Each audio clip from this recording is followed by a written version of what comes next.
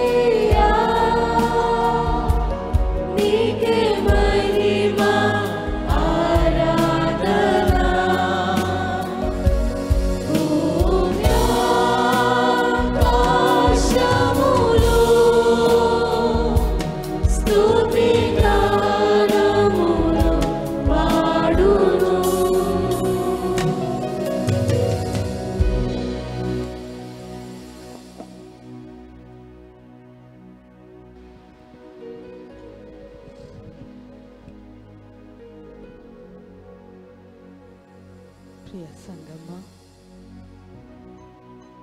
ప్రభు సెలవిస్తూ ఉన్నారు, be still and know that I am God. మన యొక్క మనస్సు అటు ఇటు వెళ్ళకుండా కేవలం యేసయ్య మీదే మనం కేంద్రీకరించి ఆయన వైపే చూద్దాం. ఆయన మాటల్లో జీవం ఉంది, ఆయన మాటల్లో ఆదరణ ఉంది, ఆయన మాటల్లో అద్భుతాలు ఉన్నాయి. హల్లెలూయా హల్లెలూయా. ఈ యొక్క రోజు ఆయన సన్నిధికి వచ్చినప్పుడు ఆయన తన ఆత్మ కార్యమును నాలో నెరవేరుస్తారు అన్న విశ్వాసముతో మనం దేవుని సన్నిధిలో కూర్చుందాం. ఆయన మాటలను విశ్వాసముతో అంగీకరించి ఆయన చేయబోతున్న అద్భుతాలకు మనం సాక్షులుగా ఉందాం. ప్రార్థన చేసుకుందాం. మహోన్నతుడా, సర్వశక్తుడైన తండ్రి, మీ యొక్క కృప కనికరమును బట్టి మీకు వందనాలు, స్తోత్రాలు చెల్లిస్తూ ఉన్నాం. మీరు కాచి కాపాడుతున్న విధానమును బట్టి మీకే వందనాలు, కృతజ్ఞత స్తుతులు తండ్రి దేవా. ప్రభువా, ఈ యొక్క సమయంలో వాక్యం వినబోతూ ఉండగా మీ యొక్క సన్నిధి, మీ యొక్క సహవాసము, మీ యొక్క ఆత్మ సంచారము కొరకు వేడుకుంటూ ఉన్నాం తండ్రి. ప్రభువా, బిడ్డలు ఆలయానికి ఏ ఒక్క పరిస్థితిలో వచ్చి ఉన్న, ఎటువంటి ఒక బాధలో ప్రియ బిడ్డలు ఆన్లైన్లో వీక్షిస్తూ ఉన్న ప్రతి ఒక్కరిని కూడా మీ యొక్క బలమైన సన్నిధితో, అభిషేకముతో దర్శించమని వేడుకుంటున్నాం ప్రభువా. నాయన, ప్రతి ఒక్కరితో మాట్లాడండి. ఎవరికి ఏ ఒక మాట అవసరమో ఆ ఒక్క మాటలు మీరే మాట్లాడమని, తద్వారా మీ యొక్క కార్యమును వారిలో నెరవేర్చమని వేడుకుంటూ ఉన్నాను ప్రభువా. మీ పక్షాన మీ దాసురాలైన నేను నిలబడుతూ ఉండగా తండ్రి నాయన, నన్ను సిలువ చాటున మరగపరచండి. మీ స్వరమును వినిపించండి ప్రభువా. అందరూ మీ యొక్క స్పర్శను వారు అనుభవించాలి. మీ యొక్క సన్నిధిలో వారు సంతోషము, సమాధానమును, విజయమును వారు పొందుకోవాలి ప్రభువా. వారి యొక్క పరిస్థితులను మార్చమని వేడుకుంటూ ఉన్నాను. మీరు మాత్రమే చేయగలిగిన ఒక అద్భుత కార్యమును ఈ ఒక రోజు విశ్వాసముతో ఎవరెవరైతే మీ వైపు చూస్తూ ఉన్నారో ప్రభువా, ఎవరెవరైతే మీ సన్నిధికి వచ్చి ఉన్నారో తండ్రి నాయన, తప్పకుండా వారు దీవించబడాలి, తప్పకుండా వారు ఆశీర్వదించబడాలి, తప్పకుండా అద్భుతాలు వారు పొందుకోవాలి. నాయన, మీకే వందనాలు, స్తోత్రాలు. సమస్త విషయాలలో మీరే మహిమ ఘనతను పొందుకోమని యేసు ప్రభు వారి శక్తి కలిగిన నామంలో ప్రార్థించి వేడుకుంటున్నాము తండ్రి. ఆమేన్, ఆమేన్.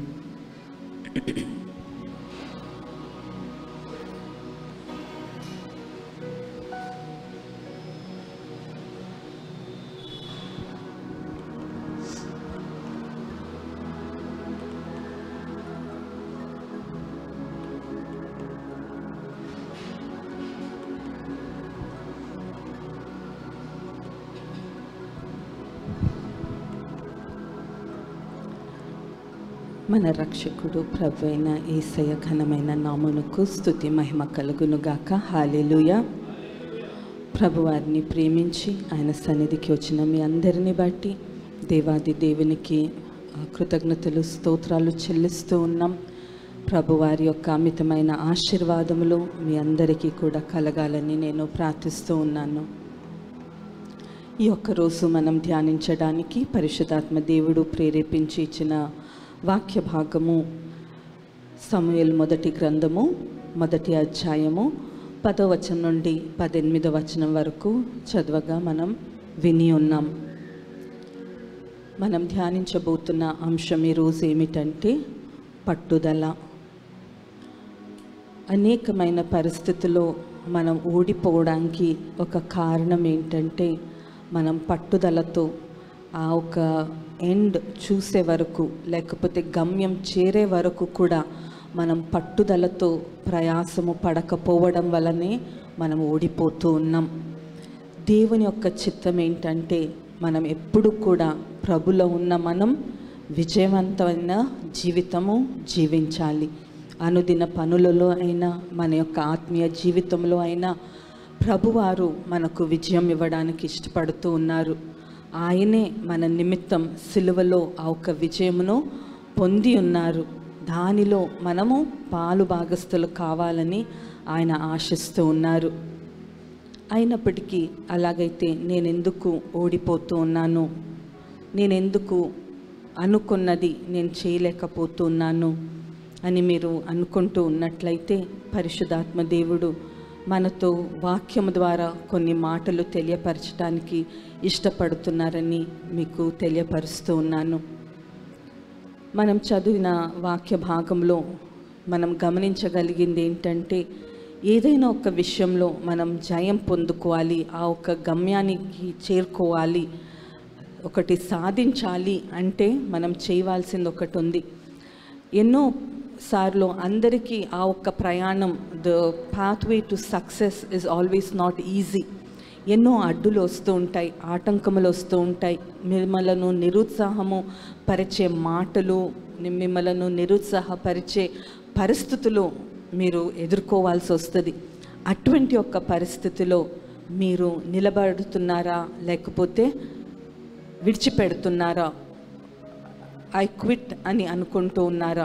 That is the test that is before you. ఎవరైతే పట్టుదలతో చివరి వరకు నిలబడగలుగుతారో వారే విన్నర్స్ అవుతారండి, వారే విజయమును పొందుకుంటారు.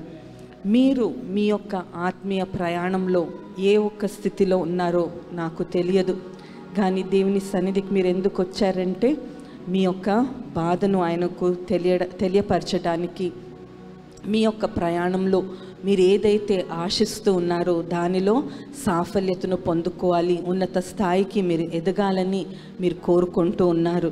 ఇవన్నీ కూడా మీరు పొందుకోవాలంటే పట్టుదల అన్నది చాలా చాలా అవసరం. ఎవరైనా మిమ్మల్ని డిస్కరేజ్ చేసినప్పుడు మీకైతే ఒక ఆశ ఉంటుంది, నేను ఇది చేయాలి అని. కానీ అది చేస్తున్నప్పుడు అందరూ కూడా మిమ్మల్ని ఎంకరేజ్ చేయరండి. That is reality. మనం అనుకుంటాం ఎన్నోసార్లు దేవుని పని చేస్తున్నప్పుడు కూడా మనం ఏమనుకుంటాం, ఇది దేవుని కార్యం కాబట్టి, ఇది దేవుని చిత్తం కాబట్టి నాకు ప్రయాణం అంతా సులువుగా ఉంటుంది, I will reach my destination very easily అనుకుంటాం. కానీ అనేక సార్లు మనం దేవుని చిత్తంలో ఉన్నప్పుడు కూడా ఎన్నో అడ్డులు వస్తాయి, ఎన్నో ఆటంకములు వస్తూ ఉంటాయి. అటువంటి సిచ్యువేషన్స్లో మీకు అవసరమైనది ఏంటంటే పట్టుదల. ఒక దైవజనులు చాలా చక్కగా ఒక మాట సెలవిచ్చారు. ఇంగ్లీష్లో ఒక వర్డ్ ఉంటుంది, పుష్, PUSH. చాలా సులువైన ఒక పదం.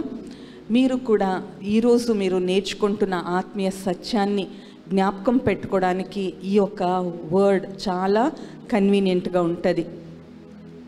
ఈ యొక్క మాటను ఎక్స్పాండ్ చేసి చెప్పాలంటే PUSH అన్న మాటను వివరించాలంటే P is for praying, U అంటే until, S అంటే something, H అంటే happens. Pray until something happens. హల్లెలూయా. ఎప్పటి వరకు, ఎంతవరకు మీరు ప్రార్థన చేయాలి, పట్టుదలతో ఉండాలి అంటే ఏదో ఒకటి మీరు ఆశించింది అది జరిగే వరకు కూడా మీరు విడిచిపెట్టకుండా పట్టుదలతో మీరు ప్రయాసపడాలి, ప్రార్థన చేయాలి. అప్పుడు మిమ్మలను ఆపేవారు ఎవ్వరూ లేరు. దేవుడు మిమ్మల్ని మీకు తోడుగా ఉండి, ఎప్పుడైతే మీరు ఆ ఒక యాటిట్యూడ్తో అటువంటి ఒక ప్రయాసము పడుతూ ఉంటారో అప్పుడు దేవుడు మీకు దిగ్విజయమును ఆయన అనుగ్రహిస్తారు. నాతో ఒక్కసారి చెప్తారా? మర్చిపోకుండా ఉండాలంటే మనం పిల్లలకి నేర్పుతున్నప్పుడు కూడా ఏం చేస్తామండి, వాళ్ళకి నేర్పించి మరలా నాకు అప్పచెప్పు, what you have learned you have to tell me అంటాం. సో నేర్చుకున్నది ఎప్పుడైతే పిల్లలు మరలా మనకు చెప్తారో వారి మైండ్లో బలముగా అది ముద్రించబడుతుంది. అంతేకాకుండా మరలా మనం ఏదైనా ఒక మాటను చెప్తే అది మన యొక్క మెమరీలో ఎస్టాబ్లిష్ అవుతుంది. అందుకే ఈరోజు మీరు చాలా బాగా జ్ఞాపకం పెట్టుకోవాల్సిన ఒక మాట ఏంటంటే పుష్ కదండి. చాలా ఈజీ వర్డ్ అయినా అందరికీ అర్థమయ్యే ఒక మాట, కానీ దాని యొక్క ఎక్స్పాన్షన్ ఏంటి?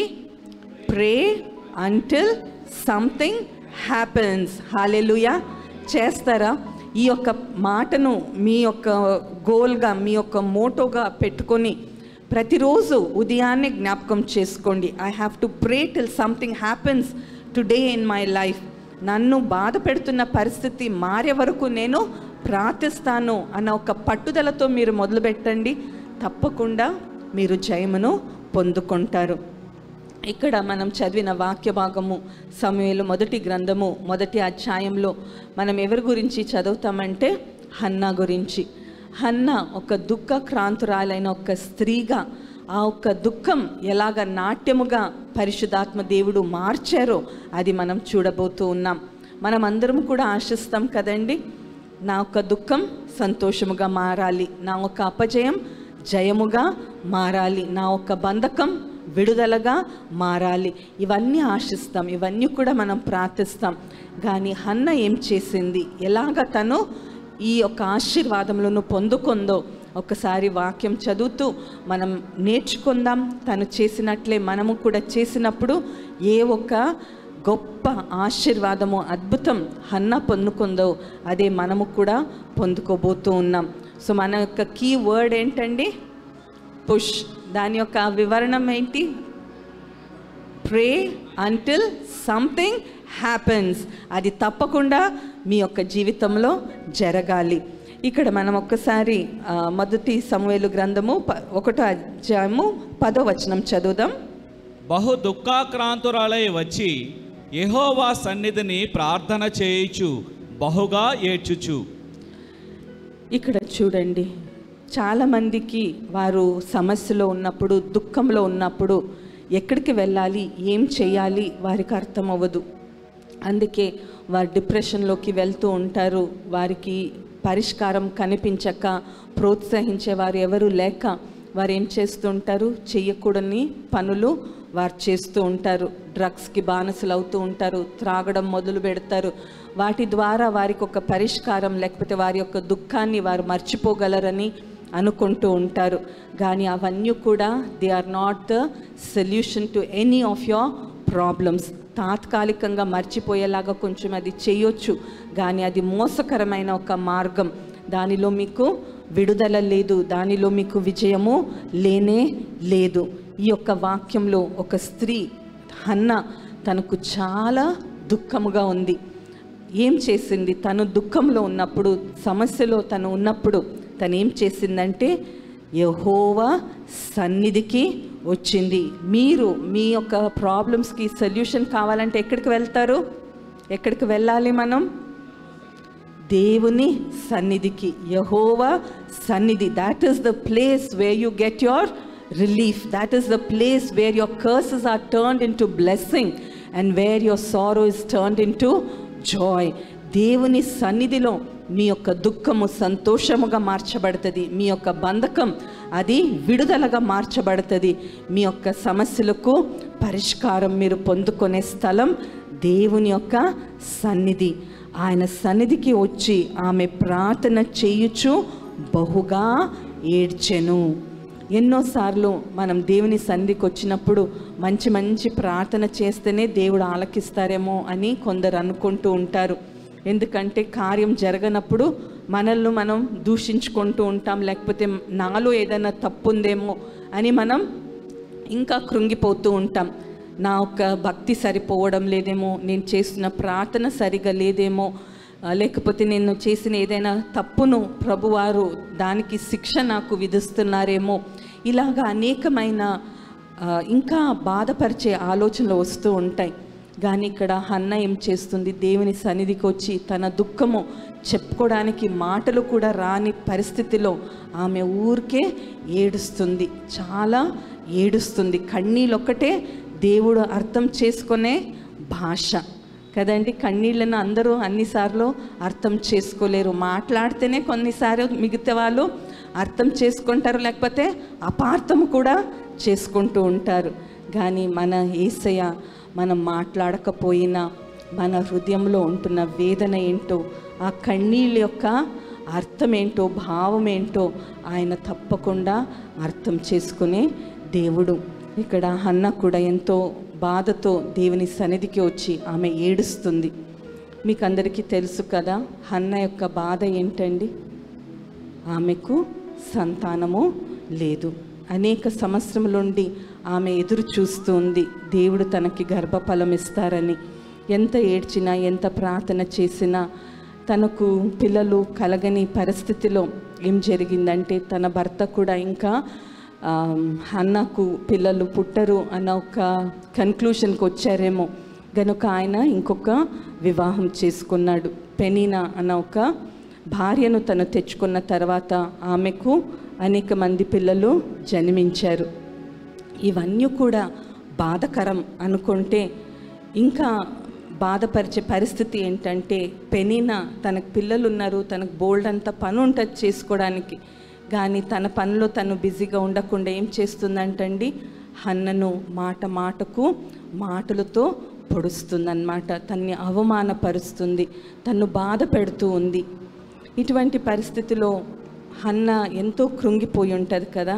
అక్కడి నుంచి ఆ ఒక్క పరిస్థితి నుండి తప్పించుకొని వెళ్ళడానికి వేరే చోట లేదు. అక్కడే ఉందాము ఎలాగైనా అనుకుంటే అనుదినము ప్రతి ఒక్క పరిస్థితిలో కూడా ఆమె తనను బాధపరుస్తూనే ఉంది. పిల్లలు లేరు అని తను బాధపడుతుంది. సమాజం తనను చిన్న చూపు చూస్తుంది. ఇంట్లో కూడా తనకు సమాధానము లేని ఒక పరిస్థితి, భయంకరమైన వేదనతో ఆమె ఉంటూ ఉండగా దేవుడొక్కడే నాకు సహాయకుడు. అందరూ ఒక కన్క్లూషన్కి వచ్చారు కదా, తనకి ఇంకా పిల్లలు పుట్టరని వారు అనుకున్నారు. కానీ హన్న హృదయంలో ఒక విశ్వాసం ఉంది. నన్ను సృష్టించిన దేవుడు నాకు సమస్తము చేయగలడు, ఆయన సర్వశక్తుడు, ఆయనకు అసాధ్యమైనది ఏదీ లేదు అన్న ఒక విశ్వాసం తనలో ఉంది కనుక ఆమె ఎప్పుడులాగా ఆ ఒక్క షిలోహు మందిరానికి వచ్చింది. ఎలకాన తన భర్త తన యొక్క బాధను చూసి ఆయన అనేక సార్లు తన పట్ల మంచిగా ఉండడానికి ఆయన ప్రయత్నిస్తూ ఉండేవారు. ఆయన అనేవారు కదా, నువ్వు బాధపడొద్దు అన్న, నీకు 10 మంది పిల్లలకు సమానంగా నేను ఉన్నాను కదా, నేను నిన్ను చూసుకుంటాను, పిల్లలు లేరని నువ్వు బాధపడొద్దని ఎంకరేజ్ చేస్తూ ఉండేవారు. కానీ అయినా కూడా అటువంటి ఆదరణ మాటలు తనకు ఎక్కువ ఆదరణ కలిగించలేదు. ఆ లోటు ఎప్పుడు కూడా తనలో ఉంటూనే ఉండేది. అంతేకాకుండా ఈ విధంగా వారు దేవుని సన్నిధికి వెళ్ళినప్పుడు ఆ ఒక ఆహారం అనండి, ఆ ఒక్క వస్తువులో పెనినాకి ఏదైతే తన యొక్క వంతు ఇస్తూ ఉండేవారు, దానికి రెట్టింపు భాగము హన్నకు ఇస్తూ ఉండేవాడంట భర్త. ఎందుకంటే ఏదో ఒక విధంగా తన్ను సంతోష పెడదామని ఆయన ప్రయత్నిస్తూ ఉన్నాడు. అలాగే మనం చూసినట్లయితే ప్రతి ఒక్కరి యొక్క హృదయంలో ఎవ్వరు కూడా, ఏ మనుషులు ఎంత అర్థం చేసుకున్నా ఏది చేసినా కూడా వారు తీర్చలేని ఒక లోటు ఉంటుంది. అది సర్వశక్తుడైన దేవుడు, మన సృష్టికర్త, మన విమోచకుడు, ఆయన మాత్రమే తీర్చగలరు. అందుకే మనం ఎక్కడికి వెళ్ళాలండి? ఆయన సన్నిధికి వెళ్ళి ఆయన సమ్ముఖములో మనము కన్నీళ్లు విడిచుచు ఎప్పుడైతే ఏడ్చి ప్రార్థన చేస్తామో అప్పుడు ప్రభువారు అసాధ్యమైన వాటిని ఆయన చేస్తారు. మీరు అనుకోవచ్చు, అలాగైతే ముందే ఎందుకు దేవుడు హన్నను కరుణించలేదు, హన్నకెందుకు ఆ ఒక్క ప్రతిఫలం ఇవ్వలేదు, పిల్లలు ఎందుకు ఇవ్వలేదు అని మీరు అనుకోవచ్చు కదండి. నిజమే, మానవులుగా ర్యాషనల్గా మన యొక్క రీజనింగ్తో మనం ఆలోచించినట్లయితే దేవుడు హన్నను ప్రేమించినట్లయితే ఎందుకు తనకు గర్భం లేకుండా చేయాలి, గర్భఫలం లేకుండా చేయాలి, అంతకాలం పిల్లలు లేకుండా ఎందుకు తన అవస్థపడనివ్వాలి అని మీరు ప్రశ్నించవచ్చు. ఒకటి చెప్పనా అండి, ఎన్నోసార్లు మనం మనకు అర్థం అవ్వదు దేవుని యొక్క విధానాలు. గడిచిన వారాలలో కూడా మనం ధ్యానించిన ఒక ఆత్మీయ సత్యం ఏంటంటే, the ways of God are unsearchable. ఆయన యొక్క విధానాలు అగమ్యం అన్నాం. మనకు అర్థం అవ్వదు ఎందుకు ప్రభు అలా చేస్తారని. కానీ ఒక్కసారి కూర్చొని మనం ఆలోచించినట్లయితే అన్ని సంవత్సరాలు కూడా హన్న ఏం చేసిందండి? ఆమె ప్రార్థన చేస్తుంది. చేస్తున్న ప్రార్థనలు ఏమవుతున్నాయి? అవి నిష్ఫలం కాదు. They were not in vein, they were not lost. దేవుడు ఆ ప్రార్థనలన్నిటినీ కూడా ఆయన భద్రపరుచుకున్నారు, ఆయన దగ్గర ఆయన ఉంచారు. అంతేకాకుండా ఆ ప్రార్థన నేను ఎలాగ దాన్ని అర్థం చేసుకుంటానంటే, దేవుడు హన్నకి ఇవ్వబోతున్న ఆ ఒక కుమారుడు ఎలాగుండాలంటే, ఆ బిడ్డ ప్రార్థనతో కంప్లీట్గా సరౌండ్ అయి ఉండాలి, ప్రార్థనలో ఆయన సోక్ అయిపోయి ఉండాలి, పరిపూర్ణముగా ఆ ప్రార్థన శక్తితో నింపబడి ఉండాలి. ఆ విధముగా దేవుడు సమూయేలును చూస్తూ ఉన్నారని నేను అనుకుంటాను. ఇప్పుడు మీకు అర్థం అవ్వాలంటే చూడండి, ఫర్ ఎగ్జాంపుల్ వివాహం అయిన 1 సంవత్సరంలోనే పిల్లలు పుట్టారనుకోండి, అప్పుడు ఎంత ప్రార్థన చేస్తుంటామండి? 100 సార్లు మనం చేసి ఉండొచ్చు. కానీ అదే 10 సంవత్సరాల వరకు పిల్లలు లేరంటే ప్రతి సంవత్సరం కూడా ఎన్ని ప్రార్థనలు మనం చేస్తాం? ఆ ప్రార్థనలన్నీ కూడా ఏమవుతున్నాయండి?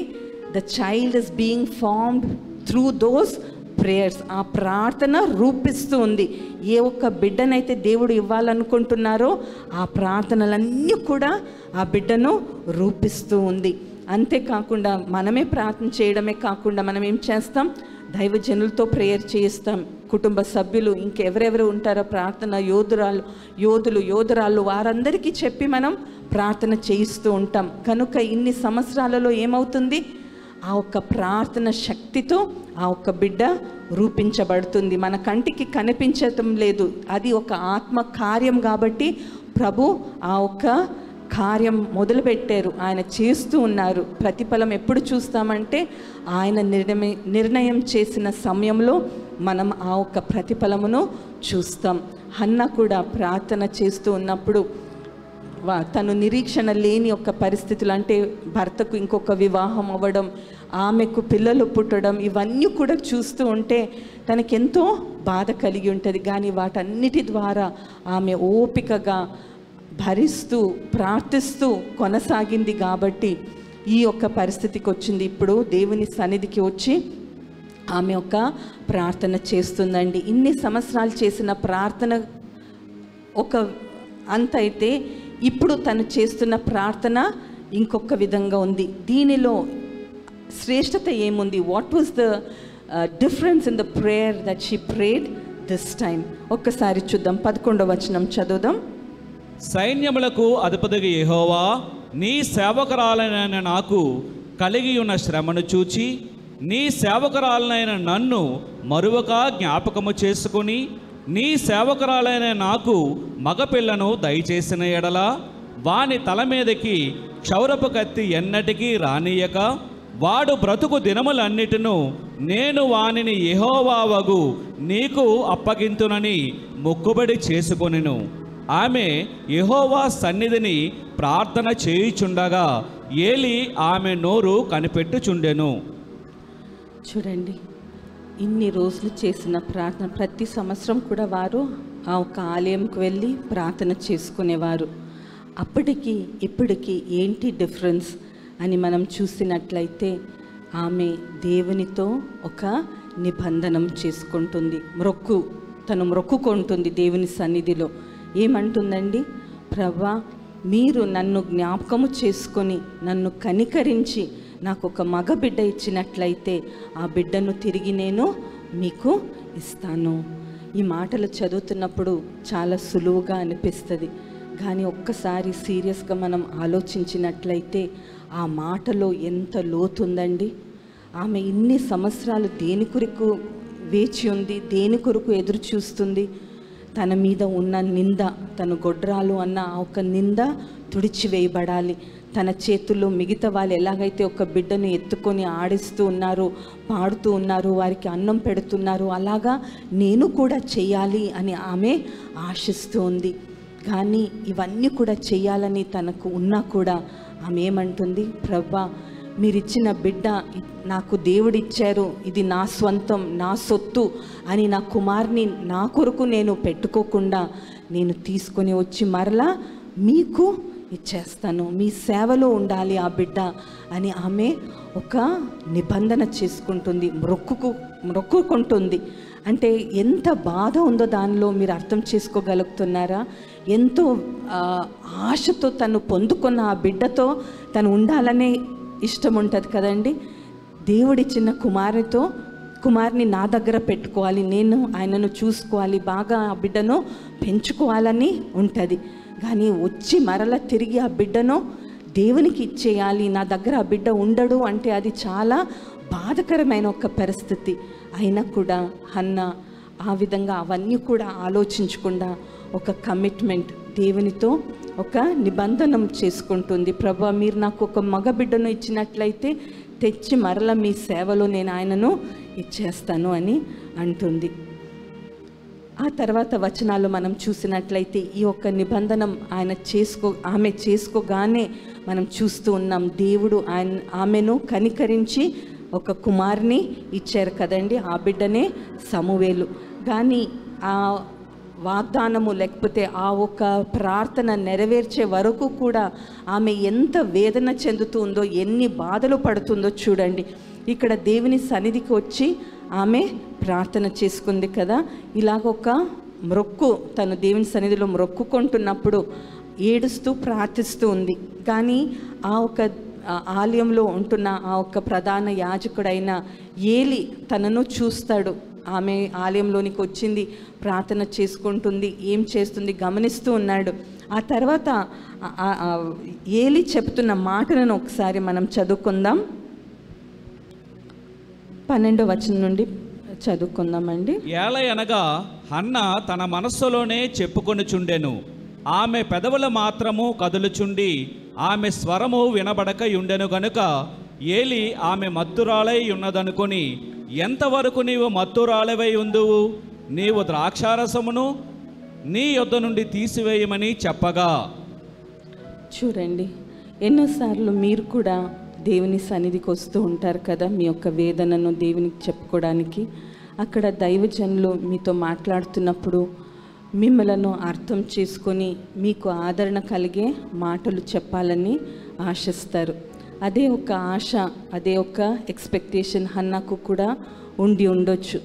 కానీ తను బయటికి తన కోరికలు కానీ తన యొక్క మొక్కు చెప్పుకోవడం లేదు, కానీ మనసులో తను ప్రార్థించుకుంటూ ఉంది. అంటే ఇట్స్ అ ప్రైవేట్ ప్రేయర్, రహస్యముగా ప్రార్థన చేసుకుంటూ ఉంది. ప్రభువారు కూడా మనకేం నేర్పించారండి?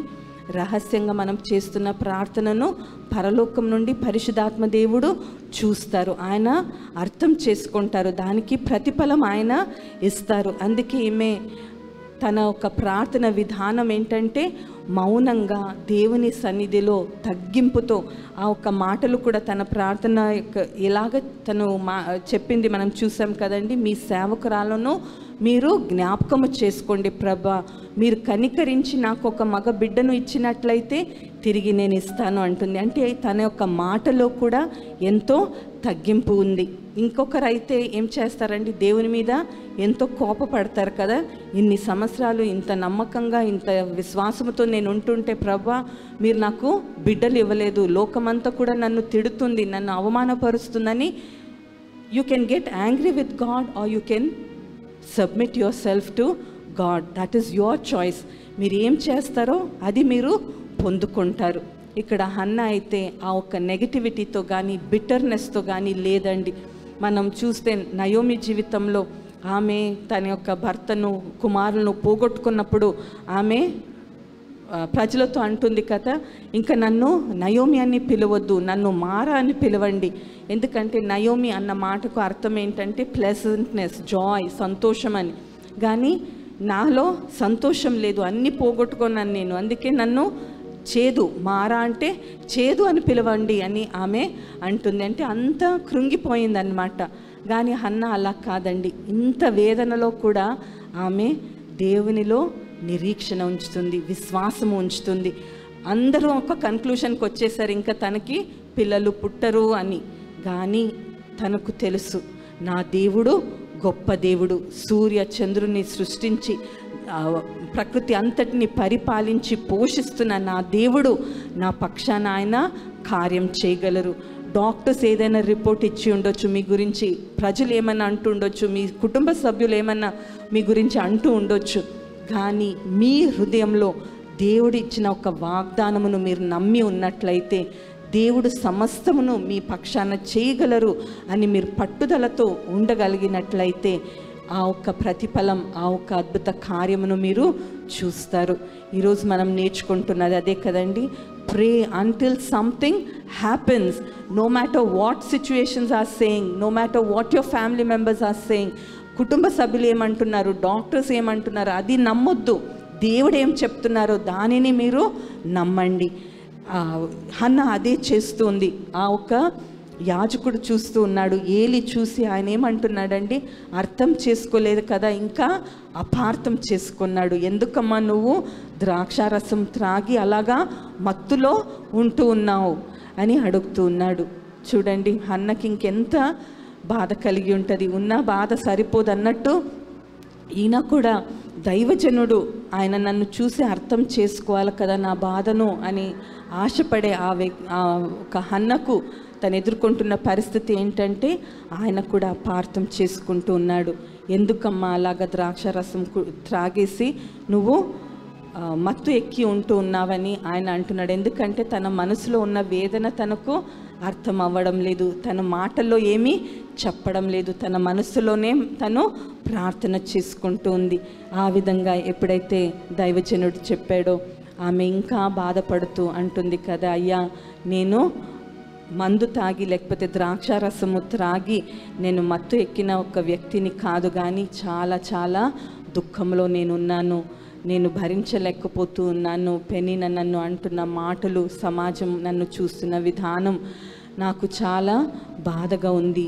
దేవుడు కనికరించి నాకు ఒక కుమారుని ఇచ్చినట్లయితే నేను తప్పకుండా ఆ కుమారుని మరల దేవుని సేవకు నేను ఇచ్చేస్తాను అని తను చెప్పినప్పుడు దైవజనుడు చెప్తున్న మాటలను మనం చదువుదాం. 17వ వచనం. అంతట ఏలి, నీవు క్షేమముగా వెళ్ళుము, ఇశ్రాయేలు దేవునితో నీవు చేసుకున్న మనవిని ఆయన దయచేయునుగాక అని ఆమెతో చెప్పగా. ఇక్కడ అనేక సార్లు మనం చేసుకుంటున్న ప్రార్థనకు దైవజనుని యొక్క ఆశీర్వాదము కూడా యాడ్ అవుతే ఏమవుతుందండి, తప్పకుండా ప్రతిఫలం మనం పొందుకుంటాం. ఎప్పుడైతే తన యొక్క వేదన ఏంటో దైవజనునికి చెప్పిందో దైవజనుడు కూడా తన్ను ఆశీర్వదించారు. అమ్మ, ఇశ్రాయేలు పరిపాలిస్తున్న దేవుడు గొప్ప దేవుడు, యెహోవా దేవుడు నిన్ను కనికరించి నిన్ను ఆశీర్వదించునుగాక. నువ్వు ఏదైతే ప్రార్థించావో ఆ ప్రార్థనను ప్రభు నీకు అనుగ్రహించునుగాక అని ఆయన ఎప్పుడైతే బ్లెస్ చేశారో ఆ తర్వాత 18వ వచనం చదువుదామండి. ఆమె అతనితో, నీ సేవకురాలనైన నేను నీ దృష్టికి కృప నొందుదునుగాక అనెను. తరువాత ఆ స్త్రీ తన దారిని వెళ్ళిపోయి భోజనము చేయిచు నాట నుండి దుఃఖముఖిగా నుండుట మానెను. గమనించారా? ఆమె ఏ ఒక్క పరిస్థితిలో దేవుని సన్నిధికి వచ్చిందండి? దుఃఖక్రాంతురాలై వచ్చింది. తనలో చాలా బాధ, ఏది తినబుద్ధి కావడం లేదు. అందరూ ఇంట్లో చెప్తుండొచ్చు, మనమైనా బాధలో ఉన్నప్పుడు ఏదైనా ఒక డిసప్పాయింటింగ్ థింగ్ లైఫ్లో జరిగినప్పుడు మనకు ఏమి తినాలి త్రాగాలని అనిపించదు కదా. ఒక గదిలో ఒంటరిగా ఏడుస్తూ బాధపడుతూ ఉండిపోతూ ఉంటాం. తల్లిదండ్రులు కానీ అన్నదమ్ములు కానీ వచ్చి అక్క కానీ భోజనం చేయండి అంటే మనం వద్దు వద్దు, నాకు తినబుద్ధి కావడం లేదు అని మనం అంటూ ఉంటాం. అలాగే హన్న కూడా అంతవరకు ఏమి తినడానికి ఇష్టపడలేదు. కానీ ఇప్పుడైతే ఎప్పుడు దైవజనుడు తన్ను బ్లెస్ చేశాడో తప్పకుండా దేవుడు మీ పక్షాన కార్యం చేస్తారన్నారో తన ఒక హృదయంలో ఒక తెలియని సంతోషం, తెలియని ఒక ఆశ, తెలియని ఒక గొప్ప ఆత్మ కార్యం జరిగింది. హల్లెలూయా.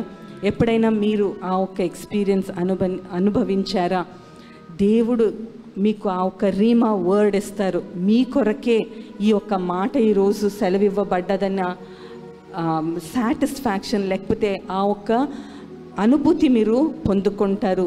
నాతో దేవుడు మాట్లాడారు, ఈరోజు నాకు కార్యం జరుగుతుంది అన్న విశ్వాసం మీలో పొంగుతుంది. అదేవిధంగా ఇక్కడ హన్నను మనం చూస్తూ ఉన్నాం. ఎప్పుడైతే ఏలి అన్నాడో తప్పకుండా దేవుడు నీ ప్రార్థనను ఆలకించి నువ్వు కోరుకున్నది ఆయన ఇస్తారమ్మా అన్నప్పుడు ఇంకా ఆమెలో ఉన్న దుఃఖమంతా అది ఎండిపోయిందో ఆరిపోయిందో తనలో నుండి బయటికి వెళ్ళిపోయింది. సంతోషము, ఒక నిరీక్షణ తన హృదయాన్ని నిండుకొంది. అది పరిశుద్ధాత్మ కార్యం. హల్లెలూయా. ఆయన కార్యం ఎలాగ జరుగుతాయో మన కంటికి కనిపించదు, కానీ ఆ ఒక్క ఎక్స్పీరియన్స్ మనము అనుభవించగలం. తనలో ఉన్న దుఃఖం తనకు తెలియని విధానంలో అది దూరం అయిపోయింది. ఇంకా దుఃఖంగా ఉండడం ఆమె మానివేసిందని వాక్యం తెలియపరుస్తుంది కదండి. దేవుని సన్నిధికి వెళ్ళడంలో ఉన్న ఆశీర్వాదం అండి.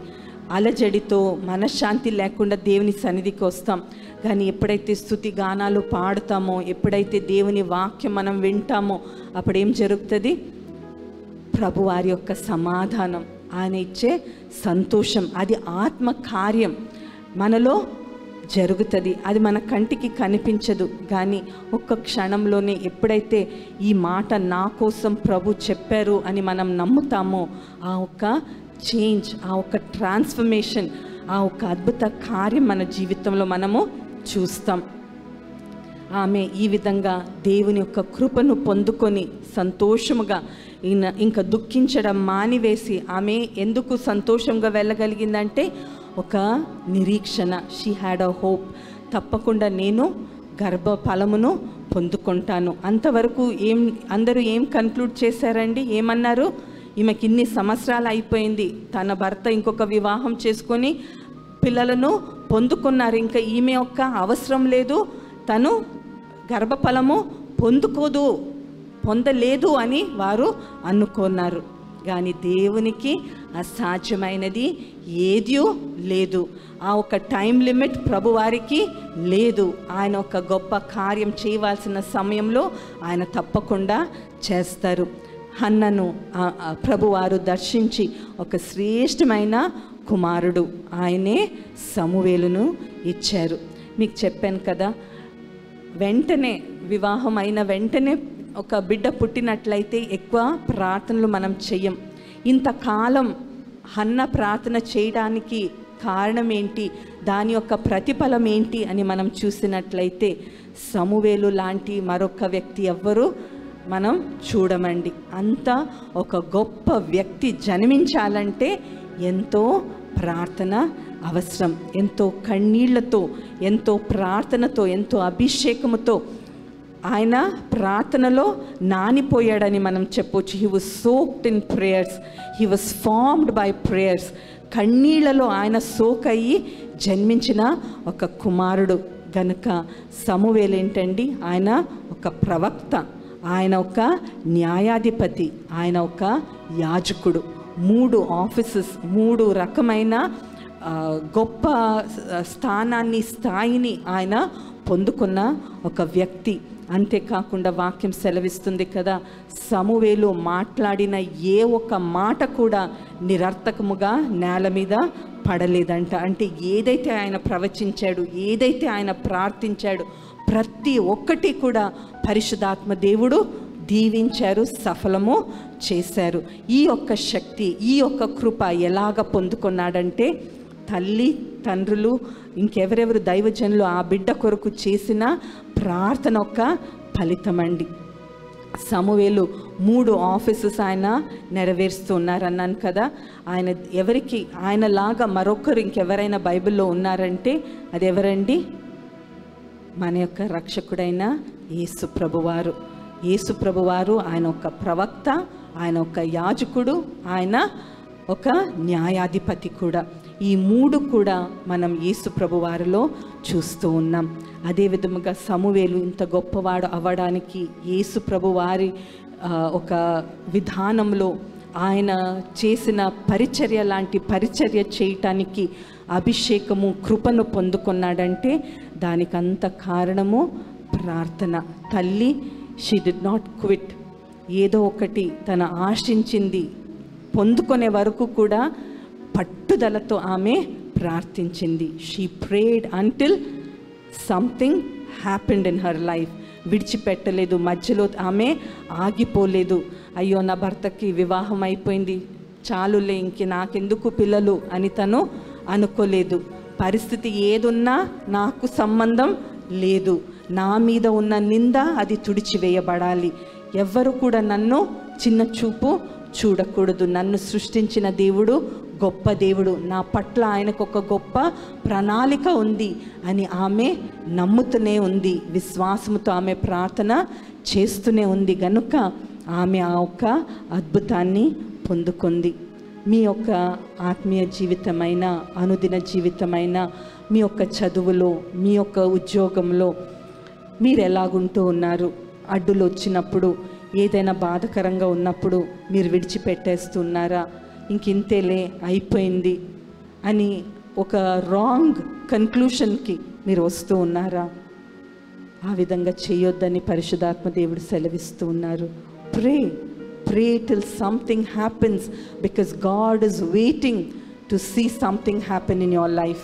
ప్రభువారు మీ జీవితంలో ఆ ఒక అద్భుతమును చేయాలని ఆయన వేచి ఉన్నారు.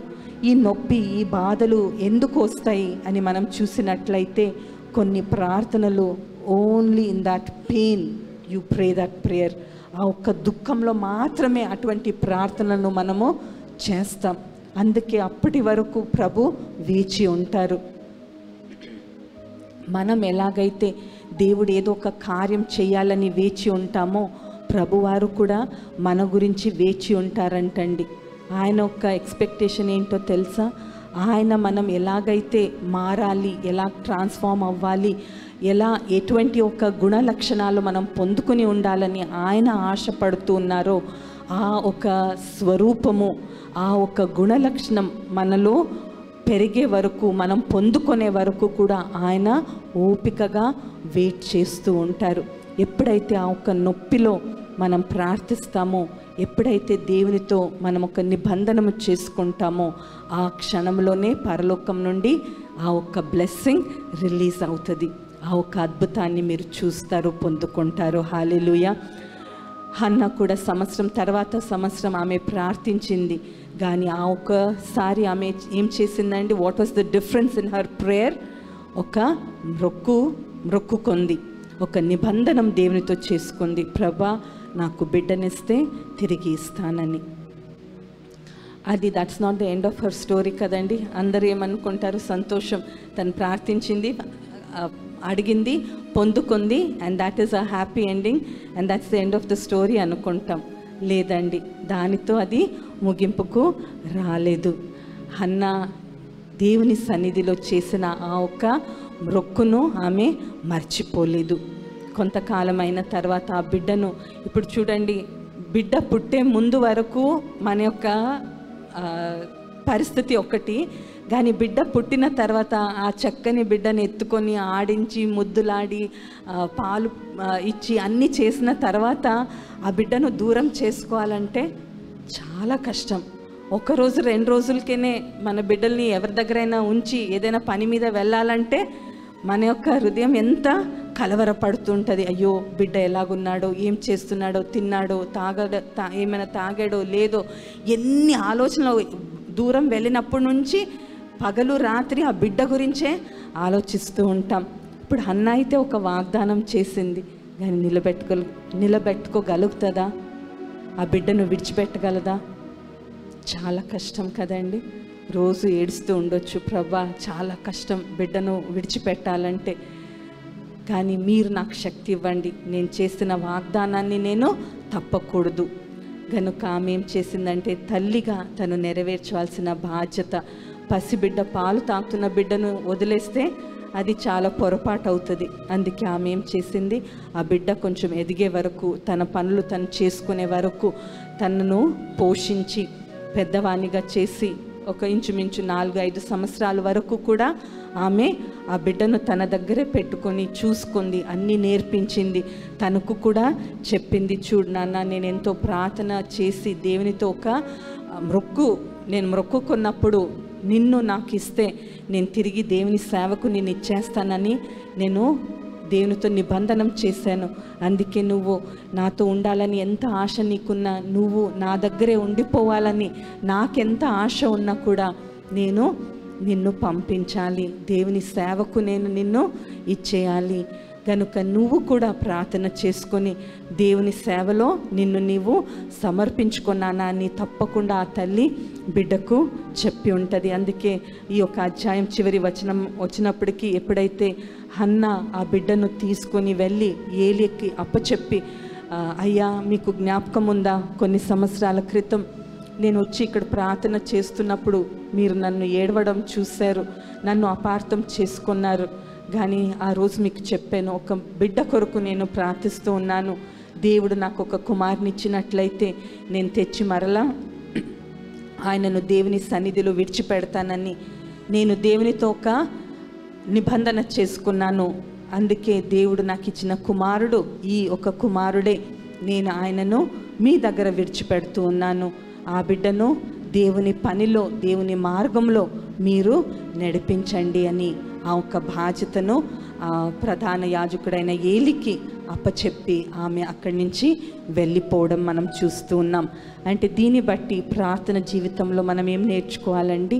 ప్రార్థన చేసింది మనం పొందుకున్న తర్వాత దేవుడు చేసిన మేలులను మనము మర్చిపోకూడదు. కృతజ్ఞతతో తిరిగి దేవుని సన్నిధికి రావాలి. ఎన్నోసార్లు మేము చాలామందికి ప్రార్థన చేస్తూ ఉంటాం, మంచి ఉద్యోగాల కొరకు, ట్రాన్స్ఫర్ల కొరకు అడుగుతూ ఉంటారు. ఇవన్నీ ప్రేయర్ చేసినప్పుడు వారికి మంచి ఉద్యోగాలు వస్తాయి, ట్రాన్స్ఫర్లు అవుతూ ఉంటాయి. కానీ ఆ తర్వాత వారు మర్చిపోతారు దేవుడు చేసిన మేలు. వారి యొక్క బిజినెస్లో, వారి యొక్క కొత్త జాబ్లో వారు బిజీ అయిపోతూ ఉంటారు.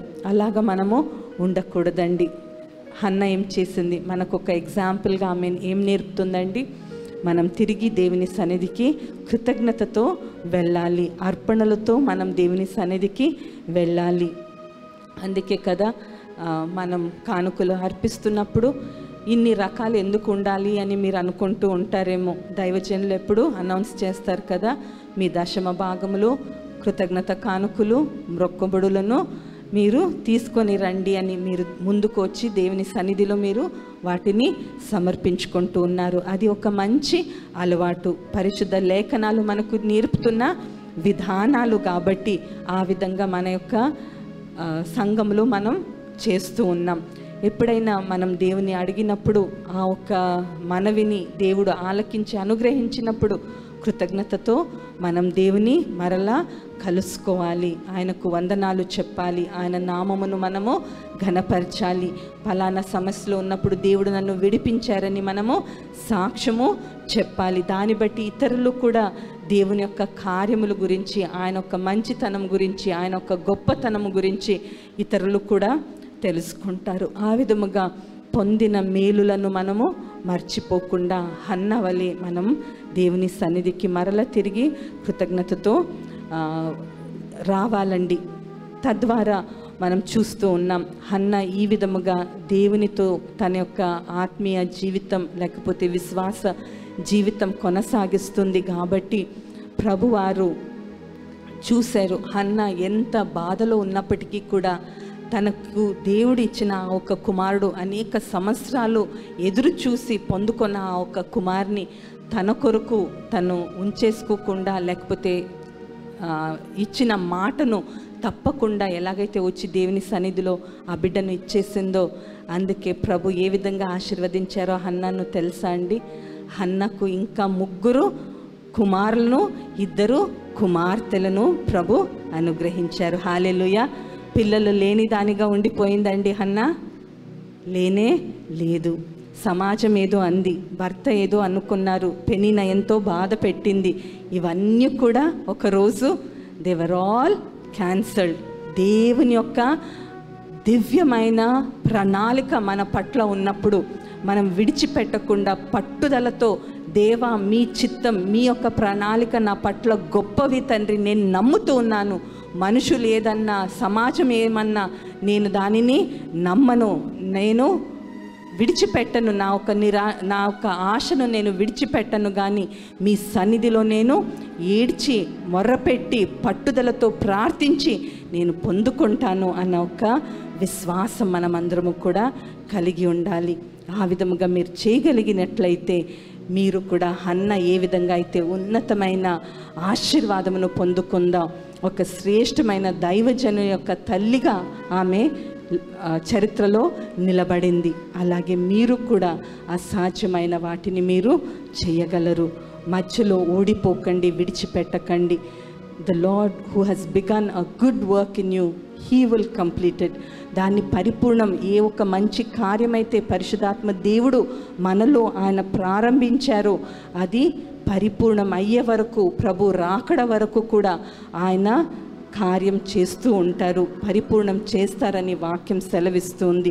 భూమి ఆకాశములు గతించిపోయినా దేవుని మాట ఎప్పటికీ కూడా అది నిరర్థకము కాదు. గనుక దేవుని మాటలను మనము నమ్మాలి. ఎప్పుడైతే ఆ విధంగా మనం పట్టుదలతో ఉంటామో ప్రతిఫలమును మనం పొందుకుంటాం. ఇంకా త్వరగా ఒక 2 రెఫరెన్సెస్ చెప్పి, అంటే ఏ విధంగా మనం పట్టుదలతో ఉంటే గొప్ప ప్రతిఫలం పొందుకుంటామో అన్నదానికి ఒక ఎగ్జాంపుల్గా మీకు చెప్తూ ఉన్నాను. రాజులకు రాసిన రాజుల గ్రంథం మొదటి గ్రంథము రాజుల గ్రంథము మొదటి గ్రంథం 18వ అధ్యాయము మనం చూసినట్లయితే అక్కడ మనం గమనించగలిగింది ఏంటంటే, అక్కడ ప్రవక్త అయిన ఏలి ఆయన ప్రార్థన చేసినప్పుడు పరిశుద్ధాత్మ దేవుడు మేఘములను బంధించారంటే వర్షం కురవకుండా 3.5 సంవత్సరములు వర్షము లేదు.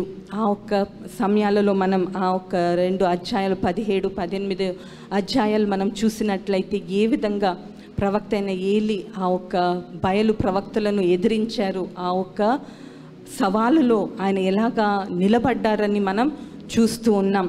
కానీ ఆ తర్వాత మనం ఏంటంటే వర్షం వస్తుంది అని దైవజనుడు సెలవిస్తూ ఉన్నాడు. ఈ ఒక్క మాట ఆయన చెప్పడం, అది నెరవేర్చడం ఎలాగ జరిగిందని మనం ఒక్కసారి చూసినట్లయితే 41వ వచనంలో మనం చూడగలుగుతూ ఉన్నాం. మొదటి రాజుల గ్రంథం 18వ అధ్యాయము. పిమ్మట ఏలియా విస్తారమైన వర్షము వచ్చినట్లుగా ధ్వని పుట్టుచున్నది, నీవు పోయి భోజనము చేయమని ఆహాబుతో చెప్పగా. చూడండి, ఇక్కడ ఈ మాటలు చాలా ప్రాముఖ్యమైనవి. విస్తారమైన వర్షము వచ్చుచున్నట్లుగా ధ్వని పుట్టుచున్నది అని ఆయన సెలవిస్తూ ఉన్నారు. I hear the sound of abundance of rain. ఏ ఒక పరిస్థితిలో అండి, 3.5 సంవత్సరములు వర్షం లేని పరిస్థితిలో ఆయన ఏం చెప్తున్నాడు, నేను ఒక శబ్దం, ఒక ధ్వని వింటూ ఉన్నాను. అది ఏ ధ్వని అంటే విస్తారమైన వర్షం, అబండెన్స్ ఆఫ్ రెయిన్. ఆయన విన్నది ఆయన ధైర్యముతో చెప్తూ ఉన్నాడు. ఎవరితో చెప్తున్నాడు? వెళ్ళి ఆహాబు రాజుకు చెప్పమని ఆయన సెలవిస్తూ ఉన్నారు. దేవుడు వర్షం ఇస్తారు అని ఆయన ప్రార్థించినప్పుడు ఆయన ఒక హృదయంలో పరిశుద్ధాత్మ దేవుడు పెట్టిన ఆ ఒక్క విశ్వాసం, ఆయన ఆత్మలో వినిన ఆ ఒక్క శబ్దము లేకపోతే ధ్వని, దీన్ని బట్టి మనం ఏం అర్థం చేసుకోవాలండి?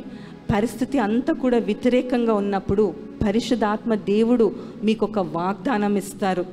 ఆయన మీ యొక్క హృదయంలో పలికిన మాటలను మీరు నమ్ముతూ ఉన్నారా, లేకపోతే పరిస్థితి వైపు మీరు చూస్తూ ఉన్నారా? ఈ ఒక మాట ప్రవక్త అయిన ఏలి చెప్తూ ఉన్నాడు, I hear the sound of abundance rain అని. వినిన తర్వాత ఆయన ఏం చేస్తున్నారు? ఆయన మోకరించి ప్రార్థిస్తూ ఉన్నాడు. ప్రార్థిస్తున్నప్పుడు ఏమైందండి? తన సేవకునికి చెప్తున్నాడు, నువ్వు వెళ్ళి చూడు, వర్షం రాబోతుంది అన్నారు. ఆ తర్వాత ఏం జరిగింది?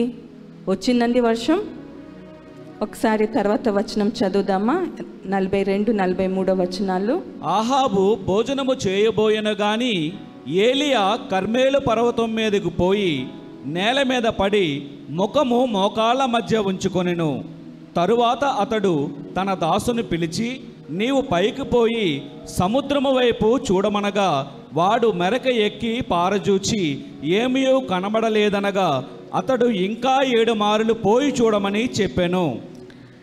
ఇక్కడ గమనించండి, దేవుడు ఒక వాగ్దానం ఇచ్చిన తర్వాత మీరు ఎలాగ స్పందిస్తూ ఉన్నారో అది చాలా చాలా ప్రాముఖ్యం.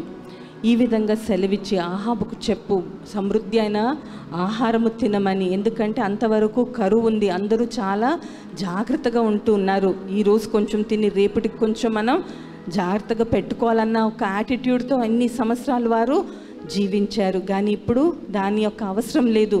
దేవుడు ఆ ఒక్క కరువును ఆపివేస్తూ ఉన్నారు. వర్షం రాబోతుంది, గొప్ప పంటను మనం పొందుకోబోతున్నామని తెలియపరుస్తూ ఏలి ఏం చేస్తున్నాడండి? వెళ్ళి ఆయన మోకరించి కర్మెల్ పర్వతం మీదకు వెళ్ళి ఆయన మోకరించి ప్రార్థిస్తూ ఉన్నాడు.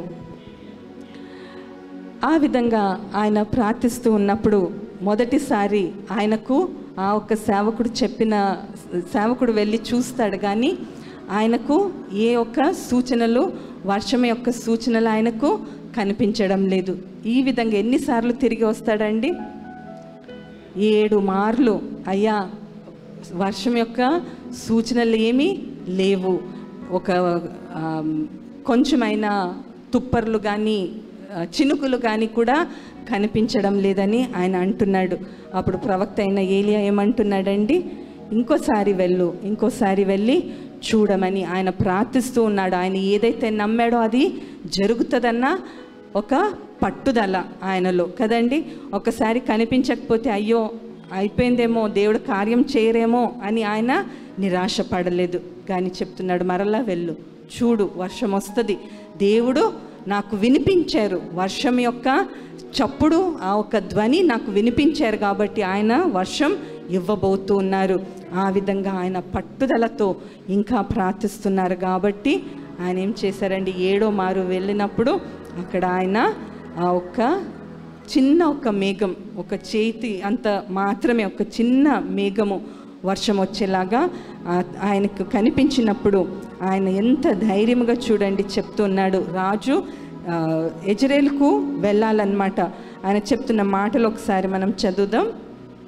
44వ వచనం చదువుదామండి. 7వ మారు అతడు చూచి, అదిగో మనిషి చెయ్యి అంత చిన్న మేఘము సముద్రము నుండి పైకి ఎక్కుచున్నది అనెను. అప్పుడు ఏలియా, నీవు అహాబు దగ్గరకు పోయి నీవు వెళ్లకుండా వర్షము నిన్ను ఆపకుండునట్లు నీ రథమును సిద్ధపరుచుకొని పొమ్మని చెప్పుము అని వానిని పంపెను.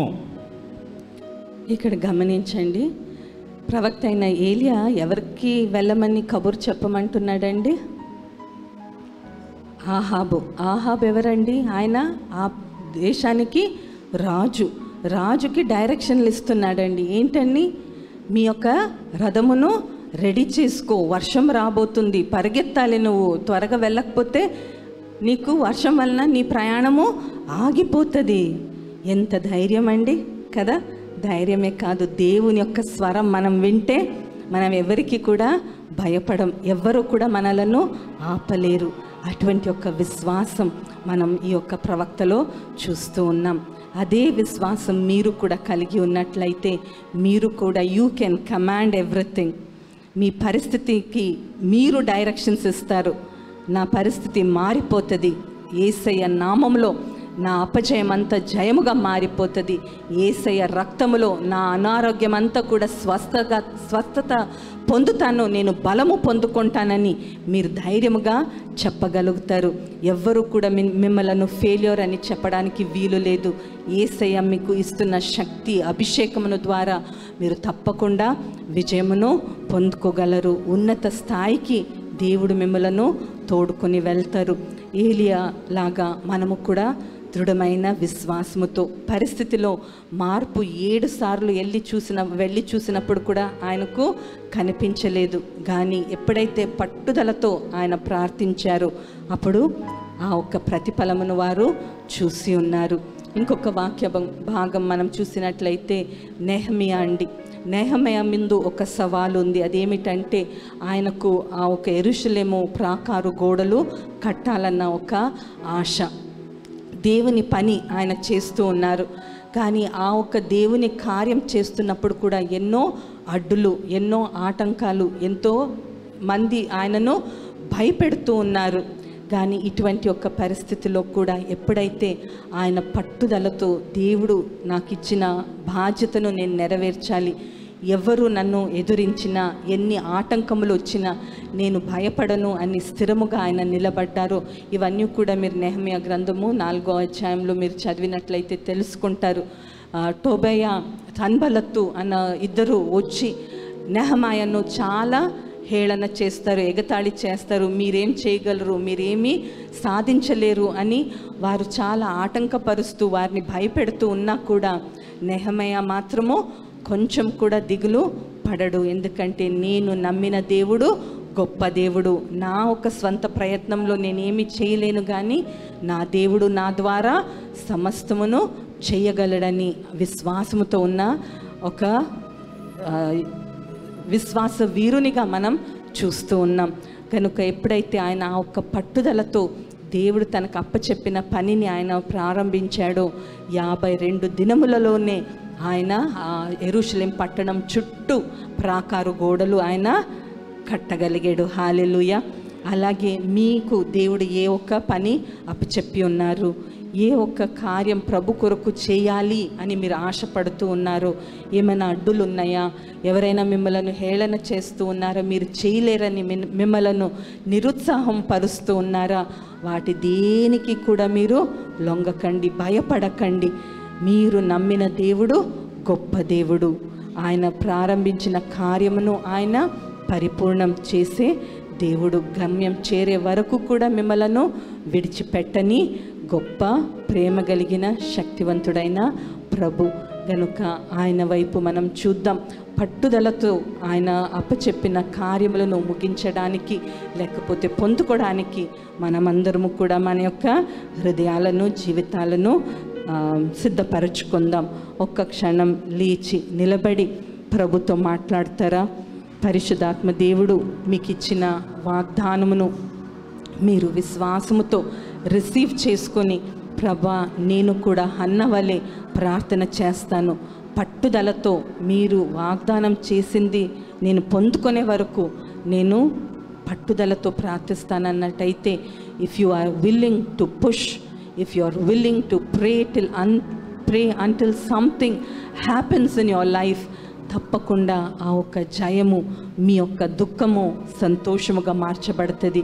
మీ యొక్క బాధ అది ఒక గొప్ప ఆశీర్వాదముగా మార్చబడుతుంది. దేవుని అడుగుదామా? మీరు మాట్లాడాలని ప్రభువారు కోరుకుంటూ ఉన్నారు. ఒక్క నిమిషం మీరు ప్రభుతో మాట్లాడండి. ఆ తర్వాత నేను ప్రార్థన చేసి ముగించుకుందాం. ప్రార్థన చేసుకుందాం. మీ యొక్క బాధ ఏమై ఉన్నదో నాకు తెలియదు, కానీ ఎక్కడైతే 2, 3 కూడి ఉంటారో వారి మధ్యలో నేను ఉంటాను అని సెలవిచ్చిన యేసు ప్రభువారు ఇక్కడ ఉన్నారు. ఆత్మస్వరూపి ఆయన ఇక్కడ సంచారము చేస్తూ ఉన్నారు. మీరు మీ హృదయాలను నెమ్మది చేసుకొని ఆ ఒక్క ప్రెజెన్స్ని మీరు తాకగలిగినట్లయితే ఆయన ఒక్క స్వరమును కూడా మీరు వింటారు. ఆయన చెప్తున్న మాటలను మీరు ఆలకించి మీ యొక్క విశ్వాసము వ్యక్తపరిచినట్లయితే దాని యొక్క ప్రతిఫలం మీరు పొందుకోబోతూ ఉన్నారు. హన్నను సమాజం తృణీకరించింది, చిన్న చూపు చూసింది. భర్త ఇంకా తనకి పిల్లలు పుట్టరు అని అనుకున్నారు. తను కూడా ఇంకా పరిస్థితి అంతా చేయి జారిపోయింది. ఇంకొక వివాహం చేసుకున్నారు, వారికి పిల్లలు ఉన్నారు. నా అవసరం ఈ కుటుంబంలో లేదు అని తను బాధపడలేదు, కానీ నా దేవుడు గొప్ప దేవుడు, నాకు బిడ్డలను ఇవ్వగలరు అన్న విశ్వాసముతో దేవుని సన్నిధికి వెళ్ళింది, ప్రార్థించింది. ఆ బిడ్డను ఇచ్చినట్లయితే నేను తిరిగి నీ సేవకే ఇచ్చేస్తాను ప్రభా అని తను ఒక నిబంధనము చేసుకుంది. కాబట్టి గొప్ప కార్యము, అద్భుత కార్యమును తను పొందుకుంది.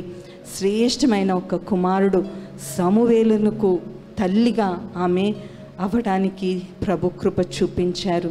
మీ జీవితంలో కూడా ఏ ఒక అద్భుతం ప్రభు చేయాలని ఆశిస్తూ ఉన్నారో, మీ యొక్క వేదనలో మీరు మొరపెట్టినప్పుడు that pain is going to become a great blessing for you today. Hallelujah, hallelujah. యేసయ్య నామములో మీ దుఃఖము ఒక గొప్ప ఆశీర్వాదముగా మార్చబడును గాక. దేవుని సన్నిధిలో మీరు చేసిన ప్రార్థన మీకు గొప్ప కిరీటముగా మీరు పొందును గాక అని యేసయ్య నామములో మిమ్మలను బ్లెస్ చేస్తూ ఉన్నాం. మీ యొక్క బంధకాలన్నీ కూడా యేసయ్య నామములో విడిపించబడును గాక.